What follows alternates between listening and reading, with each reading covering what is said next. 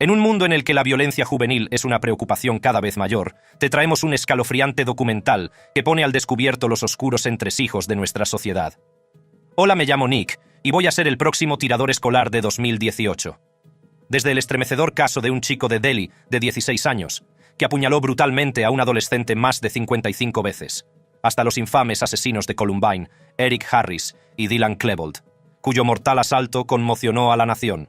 Sumerjámonos en esta mortífera lista. Chico de 16 años de Delhi. Un chico de 16 años, presuntamente bajo los efectos de las drogas, atacó brutalmente y sin provocación alguna a un adolescente de 17 años en la colonia Welcome, al este de Delhi. El horrible suceso, que tuvo lugar en Janta Masdur Colony, ha dejado a la comunidad conmocionada. Según ha revelado la policía, y recogido en unas estremecedoras imágenes de 2,23 minutos grabadas por las cámaras de seguridad, el agresor asestó más de 55 puñaladas a la víctima.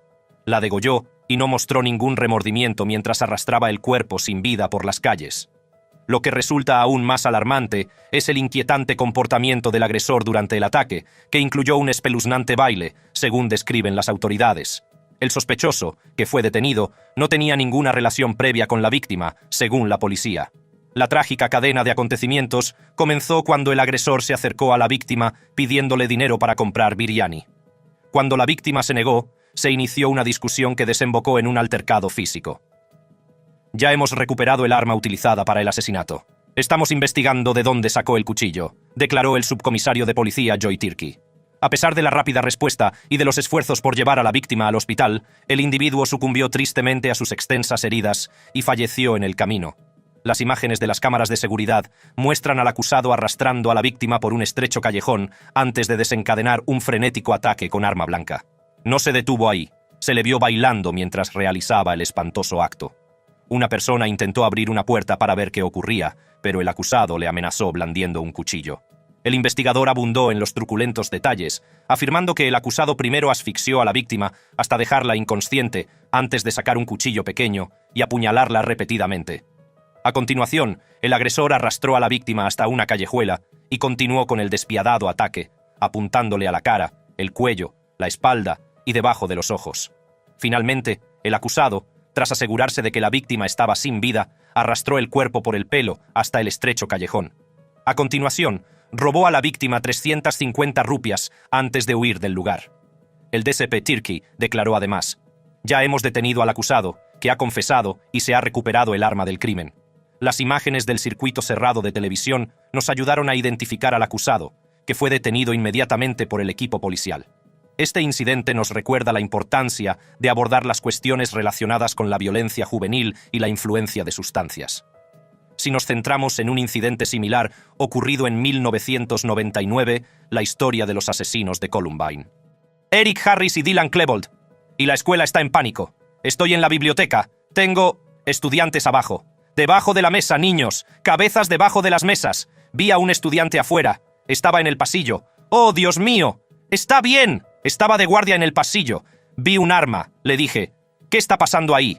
Giró el arma hacia nosotros y disparó. Y Dios mío, la ventana salió volando. En 1999, Eric David Harris y Dylan Bennett Klebold, dos estudiantes estadounidenses de último curso de secundaria, perpetraron uno de los tiroteos más mortíferos en una escuela de Estados Unidos. Sus acciones del 20 de abril cambiaron para siempre la vida de innumerables personas. Nacidos el mismo año, 1981, en distintas partes del país, los caminos de Harris y Klebold convergieron en Colorado. Harris, que se desplazaba con frecuencia debido a la carrera de su padre en las fuerzas aéreas, se instaló finalmente en Colorado en 1992, donde conoció a Klebold en séptimo curso. Su amistad se fortaleció con el tiempo y en el penúltimo curso se les consideraba inseparables. Sin embargo, su estatus social en el Instituto Columbine es objeto de debate, con informes contradictorios que afirman que eran víctimas frecuentes de acoso y marginados sociales, o que tenían una vida social activa con un círculo de amigos. La propia escuela tenía una notable cultura de deportistas, en la que los atletas populares disfrutaban de un trato preferente. Ya en mayo de 1998, casi un año antes del ataque, las anotaciones de su diario revelan que Harris y Klebold empezaron a planear su asalto mortal. Durante los 11 meses siguientes, reunieron meticulosamente armas y explosivos. Sus acciones estaban impulsadas por un deseo de infamia y una inquietante fascinación por la violencia.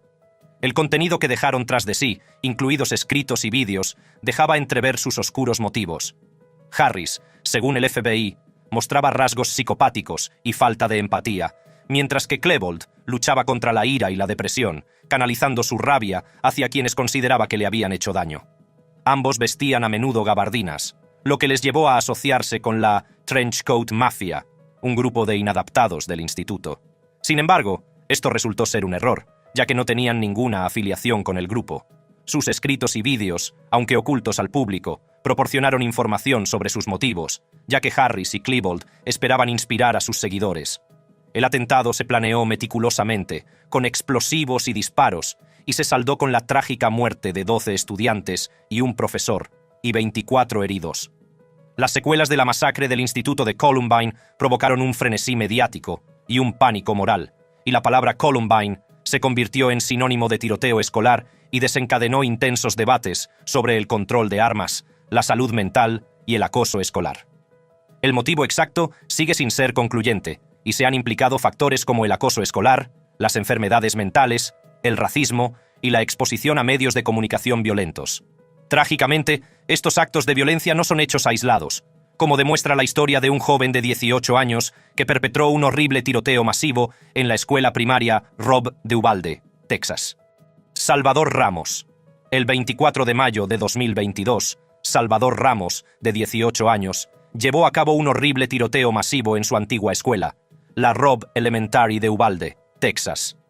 Antes de dirigirse a la escuela, Ramos disparó e hirió a su abuela en su casa. Al llegar a Robb Elementary, entró en el recinto escolar y abrió fuego, apuntando específicamente a las aulas. En este acto de violencia sin sentido, 19 alumnos y 2 profesores perdieron la vida, y otras 17 personas resultaron heridas. La respuesta de las fuerzas del orden durante esta tragedia ha sido muy analizada.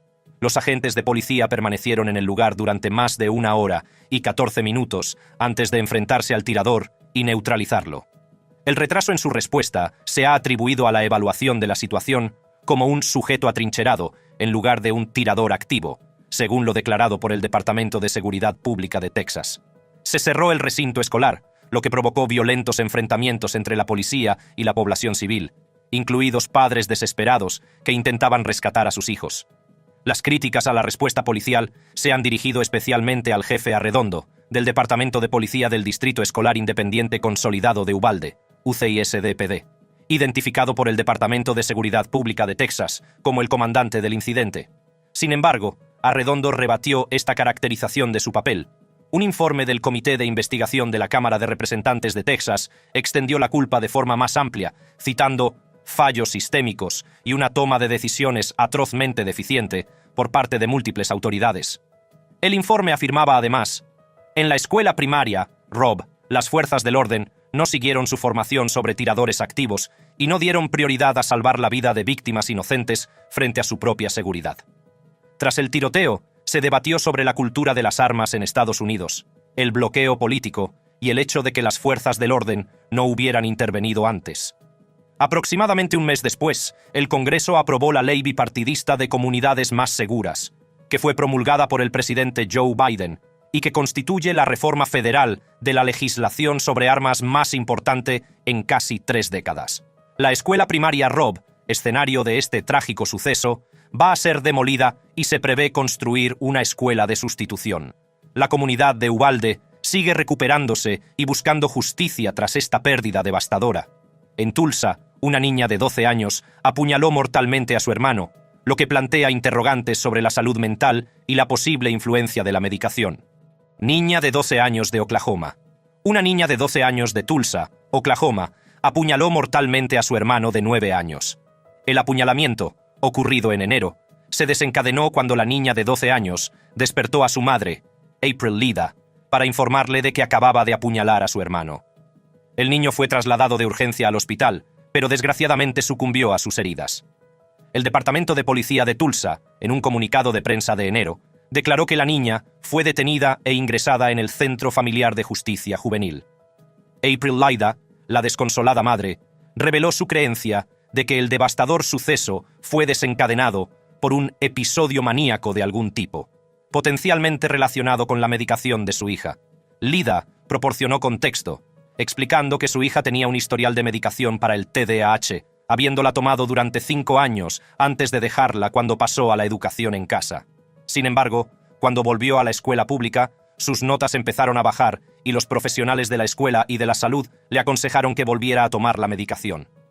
Lida contó que su hija había dejado de tomar la medicación por segunda vez antes del asesinato y también mencionó que había empezado a autolesionarse cortándose.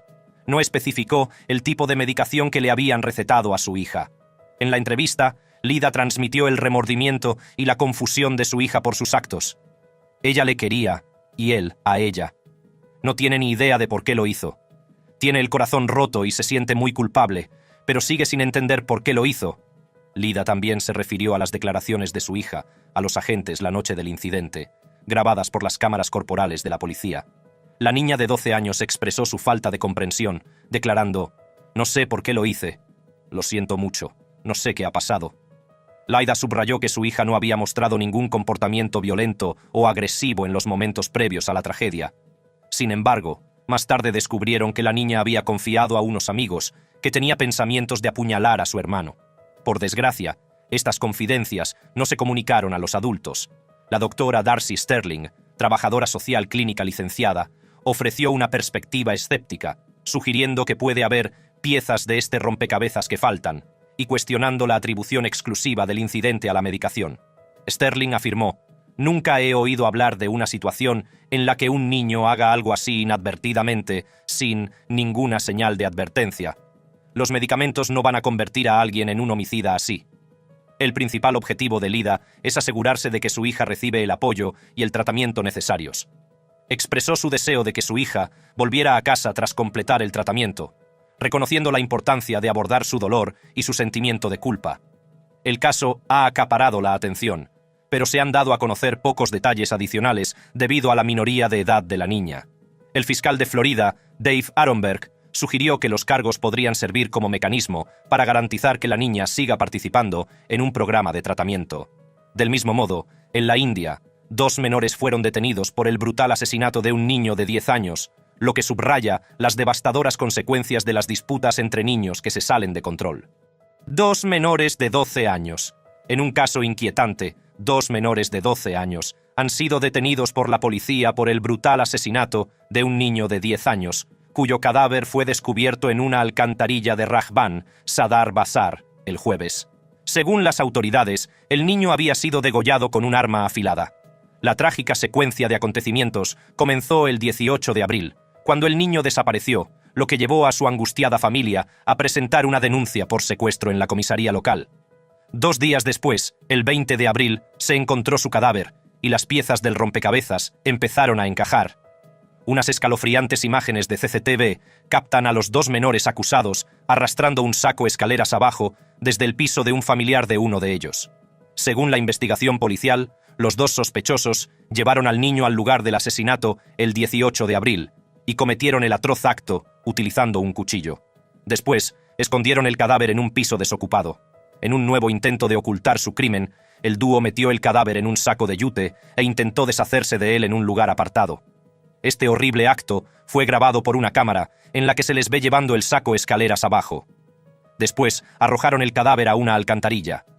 Vijay Kumar Gupta, oficial de la comisaría de Delhi Gate, explicó el móvil del asesinato. Los menores acusados confesaron haber asesinado al niño. Afirman que el fallecido, aunque era más joven, solía intimidarles. Los acusados decidieron entonces zanjar el asunto de una vez por todas. La policía ha recuperado pruebas cruciales, como ropa manchada de sangre perteneciente al fallecido, el cúter utilizado en el ataque y la moto utilizada por el acusado para trasladar el cadáver. Asimismo, el caso de un estudiante de 14 años que asesinó a su profesor de matemáticas en 2013 subraya aún más la inquietante tendencia de la violencia juvenil. Philip Chisholm.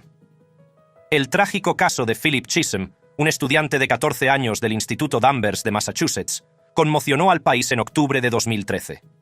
El 22 de octubre, Chisholm cometió lo impensable al asesinar brutalmente a su profesora de matemáticas de 24 años, Colin Ritzer.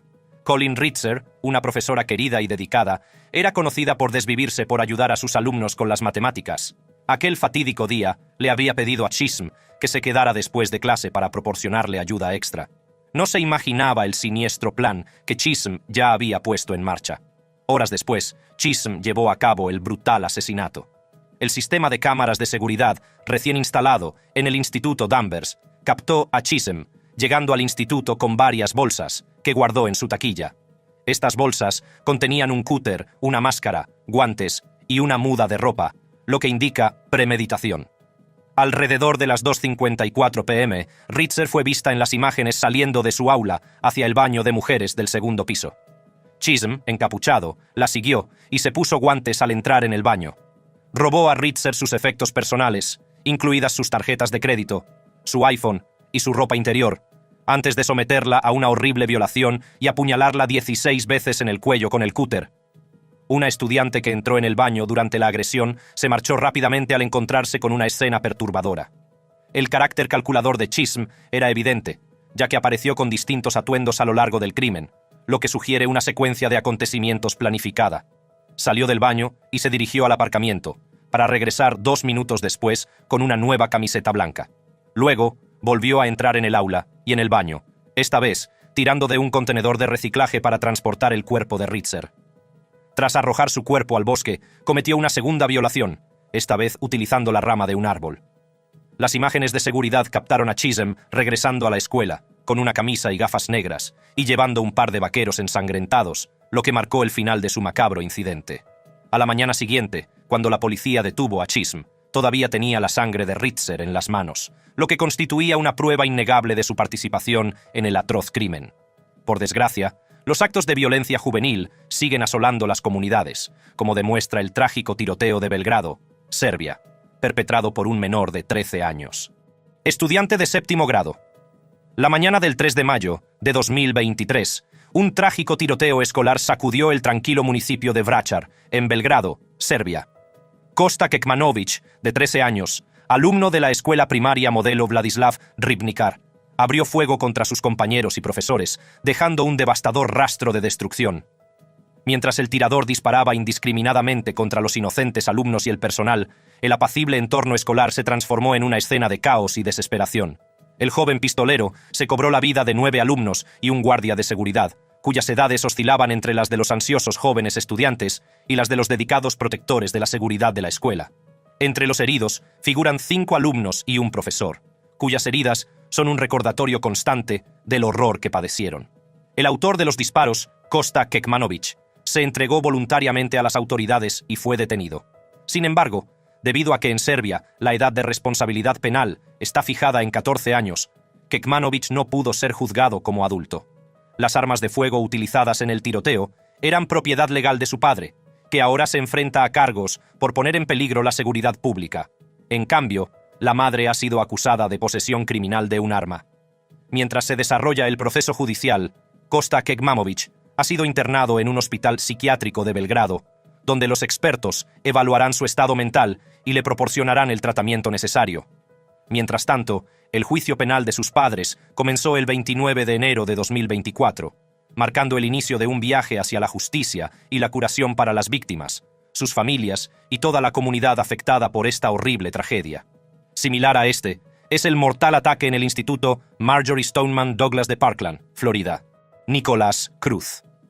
Nicolás Jacob Cruz, nacido el 24 de septiembre de 1998, es una figura infame en la historia de Estados Unidos, responsable de perpetrar uno de los tiroteos en institutos más mortíferos del país. El 14 de febrero de 2018, Cruz llevó a cabo un ataque planeado en la escuela secundaria Marjory Stoneman Douglas, en Parkland, Florida, cobrándose la vida de 17 personas y dejando a otras 17 heridas. Desde sus primeros años, Cruz había exhibido problemas de conducta, con registros que indicaban desafíos incluso en preescolar. A medida que crecía, su fijación por los tiroteos masivos y las ideologías extremistas se hizo más evidente, especialmente a través de su presencia en Internet.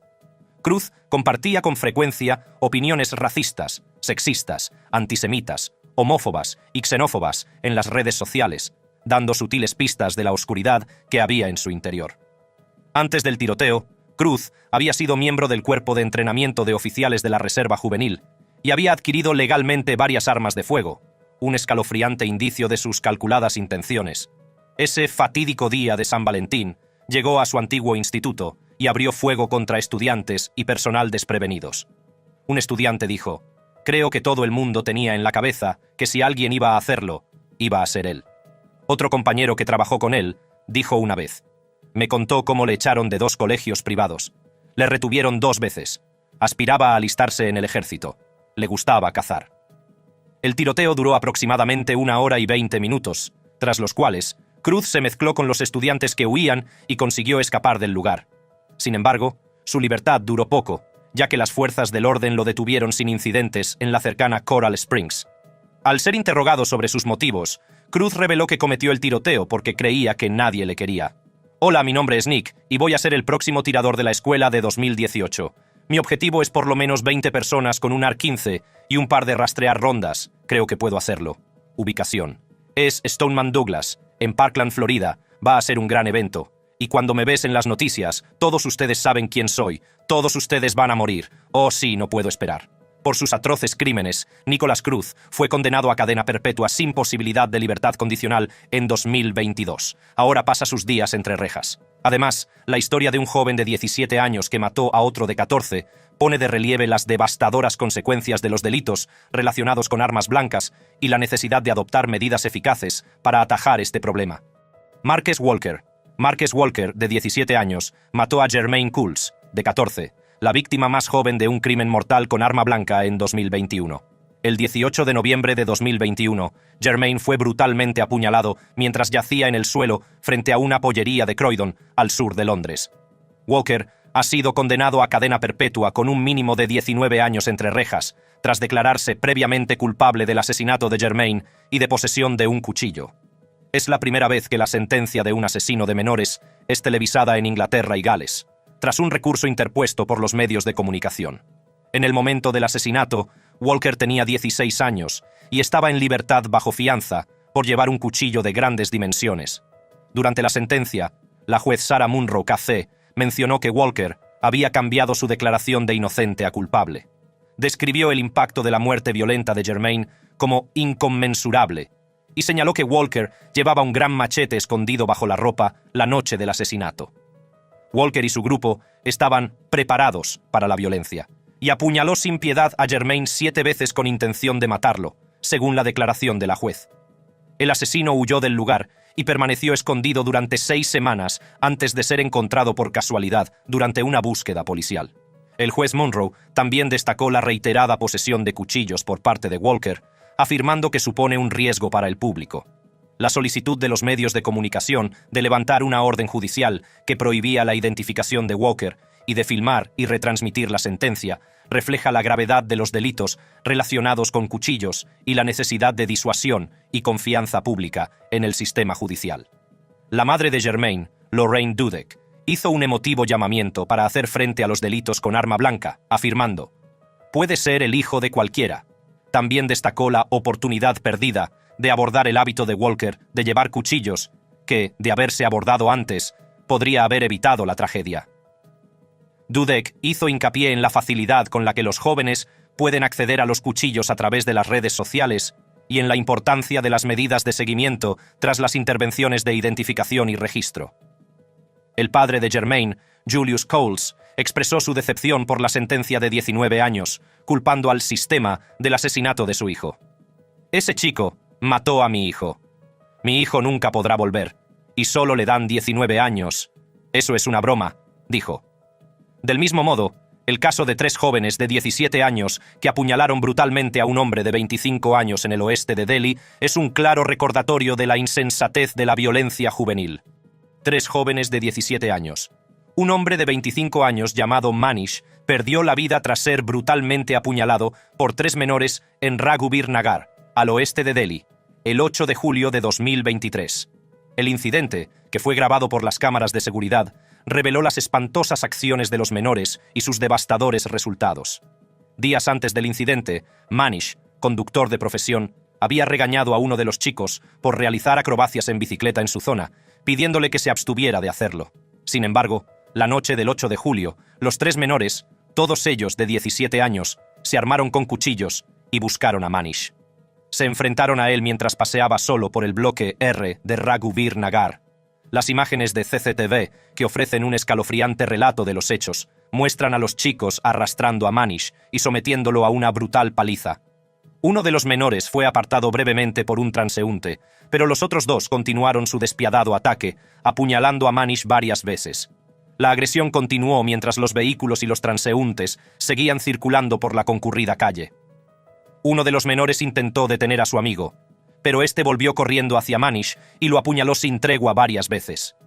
A continuación, los chicos huyeron del lugar, dejando a Manish gravemente herido en el suelo. A pesar de ser trasladado de urgencia al hospital DDU, Manish sucumbió a sus heridas. Su cuerpo presentaba las marcas de un ataque brutal, con 28 puñaladas, incluidas heridas graves en el pecho y el torso, y heridas leves en las piernas y los brazos. La policía de Delhi actuó rápidamente y registró un caso de asesinato en la comisaría de Kiala. El DSP Deepak Purohit declaró que habían identificado a los autores examinando detenidamente las grabaciones de las cámaras de seguridad. Con la ayuda de informadores, la policía detuvo a los 3 menores. Por otra parte, las historias de otros 2 menores que mataron a golpes a James Simi Lambert Jr., de 73 años, sirven también de crudo recordatorio del devastador impacto de la violencia juvenil. Gamara Mosley, de 14 años, y Richard Jones golpearon hasta la muerte con un cono de tráfico a James Simi Lambert Jr., de 73 años, en el norte de Filadelfia el verano pasado. El lunes, un juez de Filadelfia ordenó que fueran juzgados por asesinato, conspiración y posesión de un instrumento del crimen. El incidente, ocurrido en junio de 2023, fue captado en vídeo y reproducido durante una emotiva vista judicial. En él se veía a un grupo de 7 niños, entre ellos Mosley y Jones, saliendo de un parque infantil de un centro recreativo a primera hora de la mañana. Se les vio persiguiendo a Lambert cuando intentaba cruzar la calle. Mosley cogió un cono de tráfico naranja, que fue cogido por Jones, quien corrió tras Lambert y le lanzó el cono con fuerza. El cono impactó, haciendo que Lambert cayera a la acera, sufriendo una grave lesión en la cabeza. Cuando Lambert intentó levantarse, Mosley volvió a golpearle con el cono, esta vez en la espalda. En un último y brutal golpe, Mosley persiguió a Lambert y le golpeó con saña en la cabeza con el cono. El ataque dejó a Lambert inconsciente en el suelo y, a pesar de los esfuerzos de los transeúntes que corrieron en su ayuda, más tarde sucumbió al traumatismo cráneoencefálico en el hospital. La sala del tribunal estaba llena de los devastados seres queridos de Lambert y de los adolescentes acusados, todos ellos testigos de los detalles gráficos de la tragedia. La sobrina de Lambert, Tanya Stephens, habló del carácter de su tío, describiéndolo como un habitante de Filadelfia de toda la vida y un fiel devoto que era como un padre para ella. Hizo hincapié en que el único delito de Lambert fue preguntar a los niños por qué estaban fuera tan tarde, y que esa pregunta nunca debe conducir al final de la vida de alguien. Aunque la abogada de Jones, Caroline Turner, argumentó que el único lanzamiento de su cliente no pudo ser la causa de la muerte de Lambert, citando discrepancias entre las pruebas de vídeo y el informe de la autopsia, la ayudante del fiscal Sidney Pope refutó esta afirmación, asegurando que Jones fue de hecho el primer actor de esta conspiración. La juez Wendy L. Pugh dio la razón a la acusación y ordenó que tanto Jones como Mosley fueran detenidos con todos los cargos. Para ver más vídeos tan interesantes, haga clic en una de las tarjetas de su pantalla.